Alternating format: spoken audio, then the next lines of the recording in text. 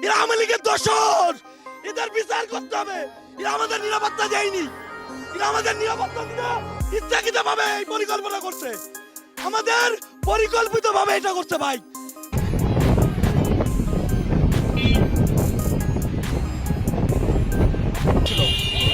সবাই এসে অতর্কিতভাবে আমাদের গাড়ির সামনে চাপায় দিছে, আমরা যেন খালে পড়ে।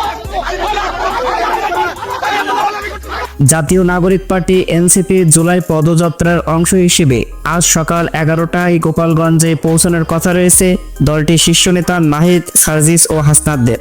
তবে তার আগেই গোপালগঞ্জ শহরে প্রবেশ পথে উত্তেজনা ছড়িয়ে পড়ে। আজ সকালে শহরের ভাটিয়াপাড়া মোড়ে এনসিপির কয়েকজন কেন্দ্রীয় নেতার গাড়ি গোপালগঞ্জ প্রবেশের চেষ্টা করলে স্থানীয় আওয়ামী লীগ ও সাধারণ মানুষ তাদের গাড়ি লক্ষ্য করে হামলা চালায়। বিক্ষুব্ধ জনতা রাস্তায় নেমে স্লোগান দেয়, বেঈমান রাজাকারদের জায়গা গোপালগঞ্জে নেই।